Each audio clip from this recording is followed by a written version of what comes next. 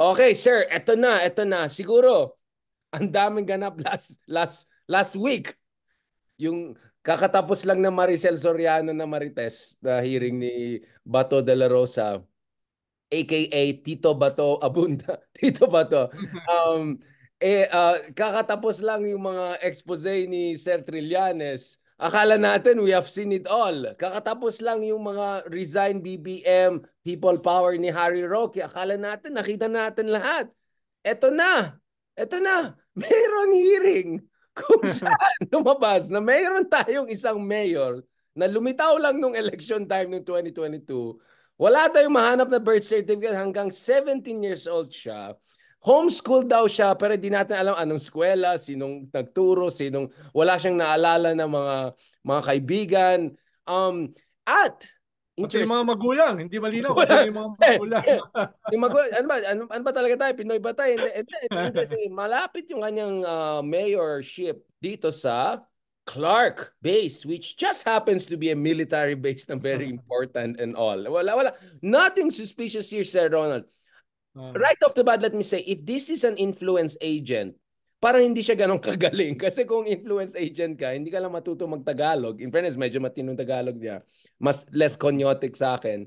Pero pangalawa, sana naman meron kang magandang istorya eh. Medyo mga istorya. Wala talagang awanin. Hindi Wala. siya kilala ng mga kapitbahay niya eh. No? Sa mga it's a small town, Bamban. No? Tapos biglang sumusulpot, big pogo buildings. No? Big pogo. Sino nagpondo nito? Pero isa ring question, sino nagbigay ng mga permit? No? Paano ito na-accredit ng COMELEC? No? Sabi ng COMELEC, presumption of regularity. Anong ibig sabihin nun? No? Ibig sabihin nun, any foreign agent, Walk in lang. kahit sino pwedeng maging kandidato, no? So, yan ang pag nakita ko si Chairman Garcia, natatanong ko, ano bang ibig sabihin ng presumption of regularity? No? Ano bang ibig sabihin? It's so regular for a foreigner to run for public office, no? Yung bang ibig sabihin niyan, no? Yung Not presumption any of regularity. foreigner, someone from a country na medyo may concern sa West Philippines Sea. I'm just saying. Tapos hindi man lang inayos yung mga papeles. Walang maipakita ang papeles. Ang dali naman pa nun eh. Hindi ko naman ina-advisean siya na gawin, pero ang daling doktorin nun eh. No? Pupunta ka na sa Moraita, Correct. recto, di ba? Just, hindi mo ba lang inayos, di ba? Pero yun pa man, sino ba yung kanyang mga protector sa gobyerno? Sino ba yung nagpapasok sa kanya galing sa Bureau of Immigration? Sino ba sa COMELEC ang nagbigay sa kanya ng permit na tumakbo? Sino ba sa PAGCOR ang nagbigay ng permit sa kanya mga pogo? No, etc. etc. Lalo na nung ni-raid, no? Nung ni-raid, may nakita silang 7 fugitives, no? 7 fugitives na may kaso. Kung ano-ano kaso. Ibig sabihin, sino mga sindikato may hawak nito? No? So ang daming questions na inaanak as we go along eh. Saka yung dating mayor na biglang Oh. nawala, yung 'di ba, ang isa pang tanong, yung dating mayor ng Bamban na yan, baka tumulong ito, 'di ba? Yung parang paano out of nowhere naging mayor to? I mean, this is crazy. If there has to be some Oo. coordination. Tsaka ang daming ang daming pera. Dahil ang dami niyang pogo. No? Talagang kwanto Pogo politics, no? Dati narco politics, ngayon pogo politics No? Ang problema, ang tanong lang, big Gagawin natin Chinese ang tanong version. big gaano karami pa yung ganyan na hindi natin na-notice, Tip na of hindi the natin iceberg lang napansin, siguro di to. ba? For sure, tip of Oo. the iceberg lang to. Baka kabutihan baka mushrooms sprouting all over, hindi lang natin alam. Lalo na nung nakaraang 6 years ni Digong. No? Baka doon maluwag yung pagpasok ng mga ito. No? Sino pa sila? No? Sino pa sila? Napakahina ng ating intelligence, counterintelligence No? Kaya Is this, do you think was this partly systematized with the complicity of the former leadership or talagang bara-bara lang si tatay at pumasok itong mga to? wala akong sinasabi na may kinalaman yung previous government yan, no? Pero hindi naman natin ito tinatalakay in a vacuum no? Sumulpot itong Mayor Guo issue nung lumalabas yung issue ng mga foreign students, no? Na hindi age ng students, no? Age ng mga military age, 30, 35 years old, na dumadagsa sa Cagayan, sa isang probinsya na may EDCA. No, yun isang context niyan eh. Ikalawa, yung PRA, yung Philippine Retirement Agency, na almost kalahati ng lahat ng kumuha ng residency sa Pilipinas ay mga Chinese, 30,000, no, of them. At hindi sila mga retirees. Ang edad nila ay 35 years old, no? Again, no? Estudyante na 35 years old, retirees na 35 years old. What's happening, di ba? Tapos meron pa mga military officers tayo na ngayon ay security officer ng big Chinese companies. Wala bang rules diyan? Bakit meron tayong mga volunteers, no, reservists sa Coast Guard natin, ha? Na hindi Pilipino, Chinese citizens. So ang nangyayari ito sa context nitong marami pang ibang events, hindi siya isolated case eh. Kaya dapat seryosohin na ito. Ano ba ang kanilang relasyon sa isa't isa? Ano ba ang kanilang mga dotted at saka straight lines, no? Et cetera. Kung hindi, before we know it, no?